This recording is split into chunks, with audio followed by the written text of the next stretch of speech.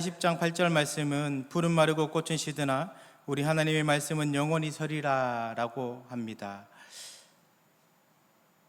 하나님의 말씀이 영원히 서 있기 때문에 우리에겐 소망이 있습니다. 저는 우리 교회를 향한 소망이 있습니다.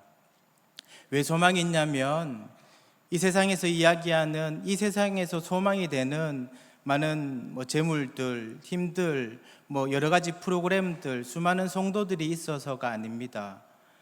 그런 것 하나 없다 해도 하나님 말씀이 우리에게 있기 때문에 소망이 있음을 고백합니다. 히브리서는 예수 믿기 위해서 결단하고 다짐했던 그 성도들이 예수 믿는 것이 너무 힘들어서 예수를 더 이상 믿지 못할 것 같아서 그런 성도들을 향해서 예수가 누구인지 이야기해 주는 것이 히브리서입니다. 그들이 지금 힘든 것 그것만 있어서가 아니고 그들에겐 소망이 없어서입니다. 진짜 예수 믿는 것이 우리에게 소망이 있는지, 예수 믿는 것이 우리의 변화가 일어나는지, 그런데 소망이 없어 보였기 때문에 예수 믿는 것을 주저하고 있을 때 예수가 누구인지 알려주는 성경이 히브리서입니다. 저는 오늘 이 말씀을 통해서 우리 교회가 이렇게 많은 성도들이 옵니다. 아니면 재정이 많이 불어납니다. 많은 좋은 프로그램이 생깁니다. 그래서 우리에게 소망이 있습니다. 이것이 아니라 하나님께서 오늘 본문을 통해서 하셨던 그 말씀을 하나하나 보면서 우리가 왜 소망을 가질 수밖에 없는지 그걸 같이 한번 살펴보려고 합니다. 이전 내용에서 하나님께서 천사들에게 만물을 복종시키지 아니하셨다 합니다. 하나님께서 누구에게 만물을 복종시키게 하셨냐면 인자에게, 1차적으로 예수 그리스도이시죠. 그리고 머리 대신 예수 그리스도와 함께 몸된 교회에 하나님께서 만물을 복종시키겠다 하셨던 거예요.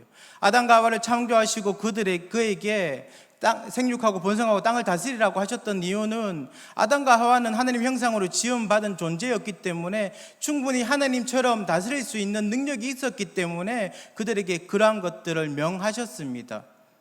다르게 표현해서 지금은 우리가 하나님 닮은 모습이 많이 상실되어 있지만 예수 그리스도 닮은, 더욱더 예수 그리스도를 닮아가는 우리를 통해서 하나님께서 그 모습을 다시 회복시켜 주시겠다고 약속하고 계신 거예요.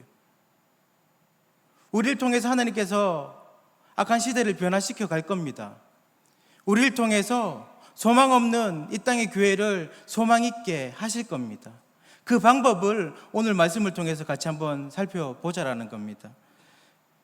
그런데 우리가 갖고 있는 그런 소망 있는 방법이 아니었던 거죠. 만물을 복종하기 위해서 바로 오늘 이전 바로 본문 9절에 보면 오직 우리가 천사들보다 잠시 동안 못하게 하심을 입은 자 곧 죽음의 고난 받으심으로 말미암아 영광과 존귀로 관을 쓰신 예수를 보니, 예수님을 뭐라고 표현했냐면 영광과 존귀로 관을 쓰셨대요. 영광과 존귀로 관을 쓰신, 영광받기에 합당하신, 존귀받기에 합당하신 그분인데 무엇을 하신 겁니까? 우리를 위해서 가장 낮아지신 거예요. 죽으시기 위해서 이 땅 가운데 오셨던 겁니다. 그 존귀하신 분이 낮아지신 것을 이야기합니다. 우리에게 만물을 다시 복종하게 하기 위해서. 왜 그렇게 하셨냐? 이게 우리가 갖고 있는 의문 아닙니까? 많은 사람들이 예수님께서 예루살렘 성에 입성하실 때 종려나무 가지 흔들면서 예수님을 왜 환영했습니까? 200년 전에 마카비처럼 진짜 세상을 뒤집는 사람이 되어서 천군천사를 데리고 와서 우리가 원하고 우리가 뜻했던 저 방법이면 진짜 세상을 충분히 변화시키겠거니 이러한 방법으로 바꾸신 게 아니라는 겁니다. 왜 멸시천대를 당하시고 모욕을 당하시고 낮아지시고 죽으셨냐라는 거예요. 왜 그 방법을 통해서 하나님께서 변화시켰냐라는 겁니다. 왜 그렇게 하셨는지 10절에서 이야기하고 있습니다. 그러므로 만물이 그를 위하고 또한 그로 말미암은 이가, 여기 그로부터 말미암은 이가까지가 하나님을 표현하고 있습니다. 잘 보면 만물이 그를 위한대요. 모든 만물이 하나님을 위해서 살아야 되는 거예요. 또 뭡니까? 그로 말미암아 모든 만물이 그로 말미암아 나왔던 겁니다. 하나님으로부터 모든 만물이 나왔고 나왔던 모든 만물들은 무엇을 해야 됩니까? 하나님을 위해서 살아야 되는 거예요. 우리가 존재하게 된 이유도, 우리가 살아가는 모든 목적도 하나님을 위해서입니다. 영광 받으셔야 되는 그분이 무엇을 하셨습니까? 많은 아들들을 이끌어 영광에 들어가게 하시는 일에, 이게 바로 구원인 거죠. 하나님의 모습을 닮은 우리가 탈락되었기 때문에, 이제 상실되었기 때문에 그 아들들을 다시 하나님께 데리고 오기 위해서, 이게 구원인 거죠. 우리를 구원하기 위해서 그들의 구원의 창시자를 아들 예수인 거죠. 예수를 고난을 통하여 온전하게 하셨다라는 거예요. 쉽게 이야기해서 모든 만물이 하나님을 위해야 되는, 하나님만 영광받아야 되는데, 영광받아야 되는 그분이 오히려 우리를 위해서 가장 낮아지신 것은 합당하다라고 이야기하는 게, 그게 가장 하나님답다라는 겁니다. 그게 가장 하나님의 성품에 조화롭다라는 거예요. 다르게 표현해서 하나님만이 이렇게 우리를 사랑하실 수 있다라는 겁니다.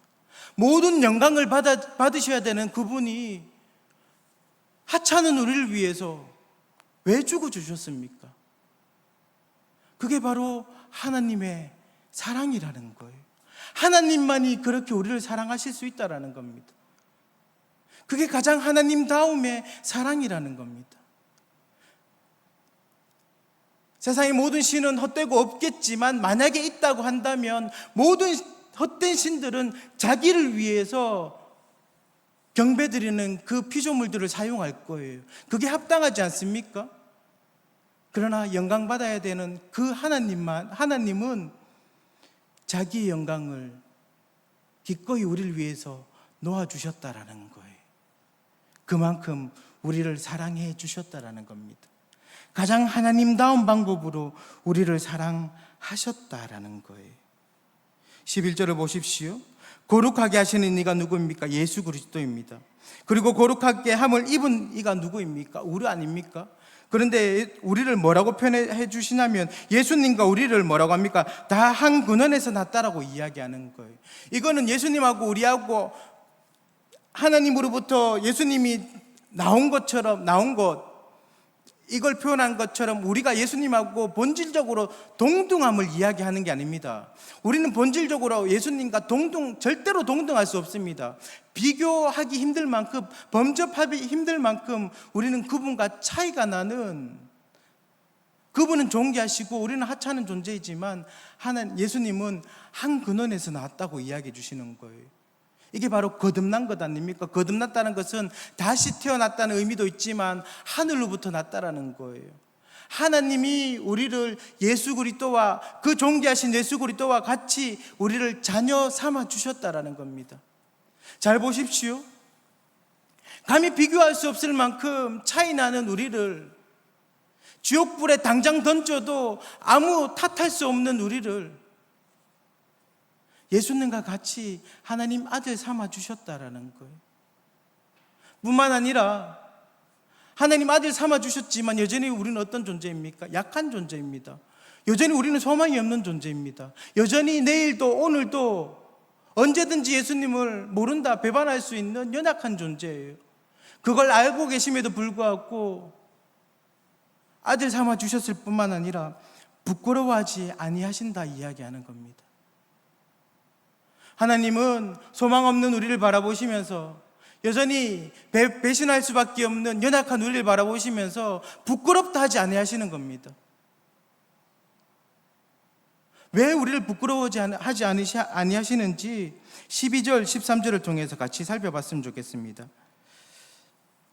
11절 보시면, 이르시되 내가 주의 이름을 내 형제들에게 선포하고 내가 주를 교회 중에서 찬송하리라. 이 말씀은 시편 22편의 말씀이거든요.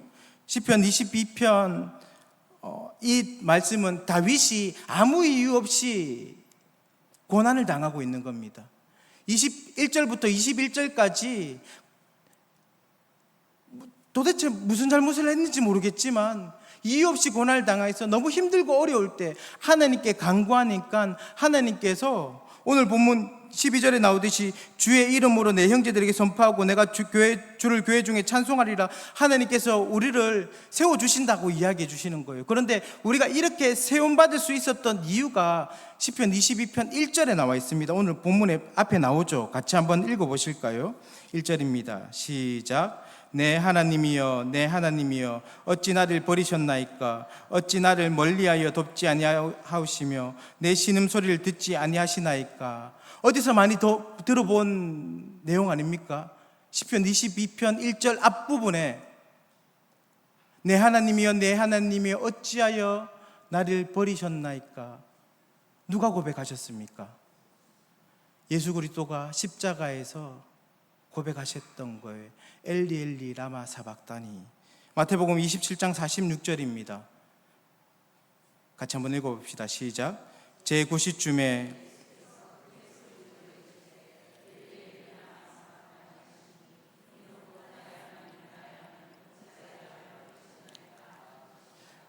이유 없이 고통당했던 다윗이 22절에 와서 하나님이 나를 이렇게 높여주십니다, 내가 간구했을 때 하나님께서 내 간구를 들어주셨던 이유는 우리의 죄 때문에 누군가는 고통당하고 누군가는 그 아픔을 당해야 되는데 우리는 당하지 않았는데 누가 당했기 때문입니까? 내가 당해야 되는 그 고통을 예수 그리스도가 당하셨던 거예요. 엘리 엘리 라마 사박다니. 하나님이 하나님이여 어찌하여 나를 버리셨나이까. 우리가 당해야 되는 그 고통을 예수 그리스도가 당하여 주셨기 때문에 우리가 하나님께 간구할 때 하나님께서 우리를 높여주신다 이야기하는 겁니다. 우리는 여전히 소망 없지만, 희망이 없지만 우리가 당해야 될 고난을 누가 당하셨기 때문에? 예수께서 당하셨기 때문에. 13절을 보십시오. 또다시 내가 그를 의지하리라 하시고 볼지어다 나와 및 하나님께서 내게 주신 자녀라. 지금 우리는 어떤 맥락에서 지금 보고 있냐면 하나님께서 우리에게 소망이 있다고 이야기하는 거예요. 우리를 예수 그리스도와 함께 한 근원에서 났다고 이야기하고 있습니다. 여전히 우리는 소망 없지만, 여전히 우리는 희망 없지만 하나님께서 우리를 바라보시며 왜 소망이 있다라고 이야기하시냐면, 우리는 여전히 실패하지만 왜 우리를 바라보시며 기대하시냐면, 오늘 13절은 이사야 8장에 나오는 내용입니다. 이사야는 6장에서 하나님께서 이사야를 부르시고 7장에 나가서 그 당시 왕이었던 아하스 왕입니다. 정직하지 않았던 왕입니다. 아람과 북이스라엘이 남유다를 치려고 했어요. 남유다 왕이 아하스였거든요. 정직하지 않았던 왕이었습니다.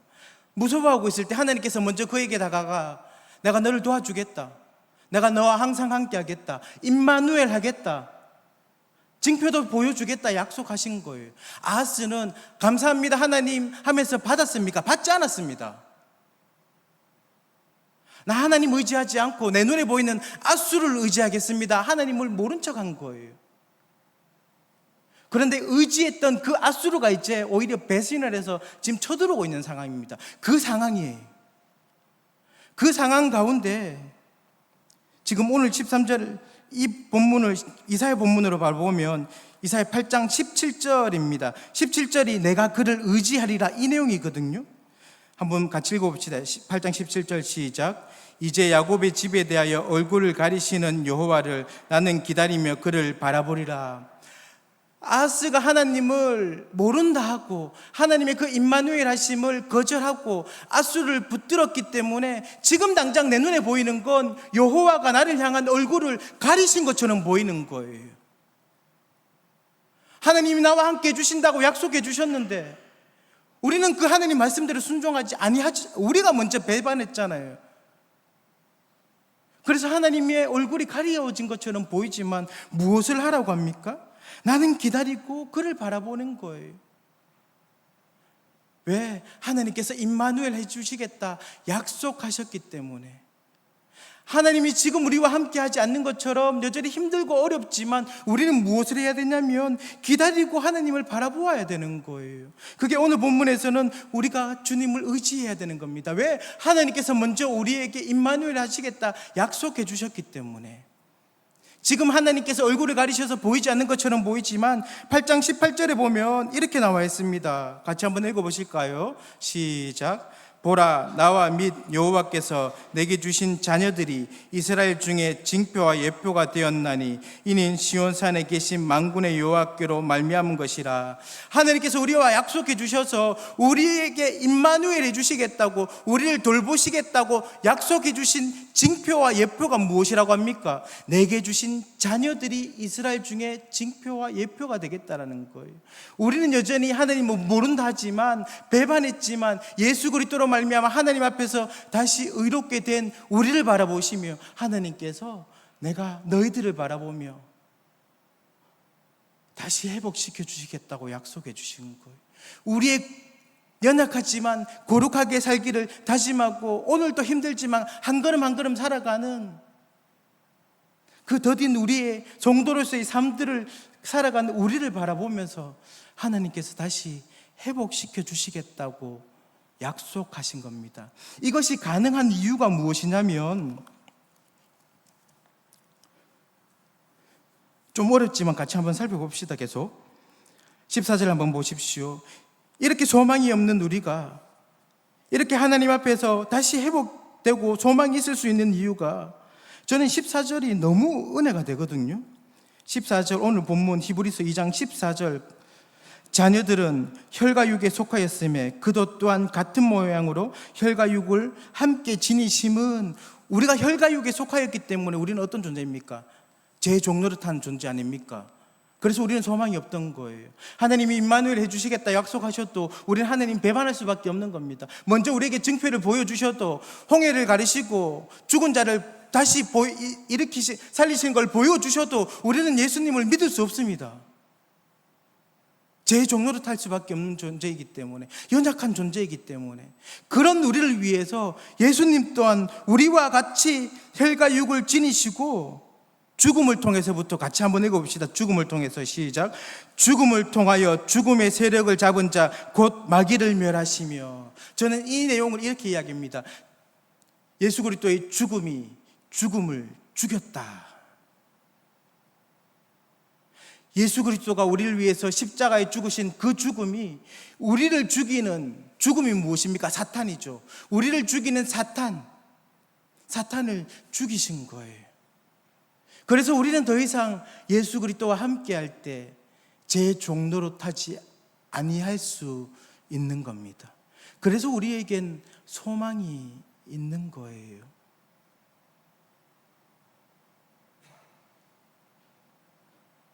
나는 여전히 실패하고, 나는 여전히 할 수 있는 것이 없고, 예수님을 모른다, 배반할 수밖에 없는 존재라 할지라도 예수가 우리를 위해서 그 죽음을 당신의 죽음으로 죽이셨기 때문에, 그리고 우리에게 형제라 부르기를 부끄러워하지 아니하셨기에 예수님은 여전히 우리를 바라보시며 소망이 있다라고 하십니다. 그래서 16절에 보면 왜 하나님께서 그 신령하고 대단한 존재인 천사들에게 만물을 복종하게 하신 게 아니고, 왜 인자에게, 교회에게, 우리에게 만물을 복종하게 해주셨는지를 이야기해 주시는 거예요. 예수 그리스도가 우리를 위해서 죽음을 죽이셨기 때문에. 17절, 그러므로 그가 범사의 형제들과 같이 되심이 마땅하도다. 여기서 마땅하도다는 그렇게 할 수밖에 없는 겁니다. 왜? 우리와 같은 범사에 우리와 같아지셨다는 거예요. 모든 부분에서 우리와 같아지셨다라는 겁니다. 제가 몇 번 언급했지만 예수님께서 이 땅 가운데 오셔서 제일 먼저 첫 번째 받으셨던 고난이 뭡니까? 40일 금식하시고 난 다음에 돌들로 떡을 만들어 먹으라고 하셨음에도 불구하고, 사탄이 유혹했음에도 불구하고 하지 아니하셨습니다. 할 수 있음에도 불구하고 아니하셨습니다. 우리와 같아지신 거예요. 연약해지신 겁니다. 우리와 같이 고통을 당하시고, 우리와 같이 아픔을 당하시고, 우리와 같이 힘드셨던 겁니다. 그런데 그렇게 할 수밖에 없었던 것은 우리를 죄에서 속량하기 위해서, 이건 하나님의 사랑과 공의가 서로 이게 충돌될 수밖에 없는데, 그 충돌되는 것들을 완벽하게 해결할 수 있는 단 하나의 방법, 그것은 예수 그리스도가 우리를 위해서 죽으셔야 되는 것, 그 하나의 방법밖에 없었기 때문에, 그래서 우리와 같이 낮아지신 거예요.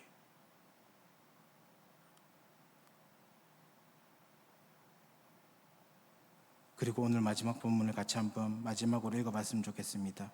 18절입니다. 시작. 그가 시험을 받아 고난을 당하셨은즉 시험 받는 자들을 능히 도우실 수 있느니라. 예수님께서 우리를 회복시켜 주신 것은 천군 천사를 데리고 오시고 십자가에서 힘과 능력을 보여주셔서 거부할 수 없는 능력으로 이 세상을 굴복시킨 게 아닙니다. 우리와 같이 낮은 모습으로, 우리와 같이 초라한 모습으로, 우리와 같이 모욕당하심으로, 우리와 같이 힘없음을 통하여서 예수님께서는 구원을 이루어내신 거예요. 그래서 우리는 우리와 같아진 그 예수님께 간구할 수 있는 거죠. 예수님, 할 수 있는 게 아무것도 없는데 우리가 뭘 할 수 있겠습니까? 우리가 도대체 무슨 소망이 될 수 있겠습니까? 하나님, 나는 아무것도 할 수 없는데요. 가진 것도 없고 힘도 없고 능력도 없는데 내가 무엇을 할 수 있겠습니까? 그렇게 하나님께 간구할 때, 여기서 도우시다라는 이 단어는 이브리어로 하나님께 간절히 간구할 때 하나님께서 우리 기도를 들어주신다, 그 단어입니다. 히브리어로 부에데오라는 단어인데요, 어원이 이렇습니다. 부르짖음을 듣고 달려가서 도와주신다라는 겁니다. 예수님은 잘 알고 계신 거예요. 그 힘과 능력으로 세상을 바꾸신 게 아닙니다. 우리가 얼마나 소망이 없고 얼마나 할 수 없는 존재인지 아십니다. 우리가 그런 모습을 예수님께 내어놓고, 예수님도 그렇게 연약하셨죠. 힘이 없으셨죠. 그런데 예수님께서 우리를 변화시키지 않았습니까? 하나님 아버지, 여전히 우리는 소망이 없습니다. 할 수 있는 것이 아무것도 없습니다. 그러나 하나님께서 우리를 바라보시며 소망이 있다고 약속해 주셨습니다. 우리가 이 땅에 소망이 될 수 있도록 인도하여 주시옵소서. 우리가 힘들고 어려울 때 예수님께 도움을 요청할 수 있도록, 간절히 예수님께 간구하며 나아갈 수 있도록, 그럴 때 우리의 손을 잡아서 함께 걸어가시는 예수님을 경험할 수 있는 저와 여러분들이 되었으면 좋겠습니다. 찬양하고 기도하고 마치도록 하겠습니다.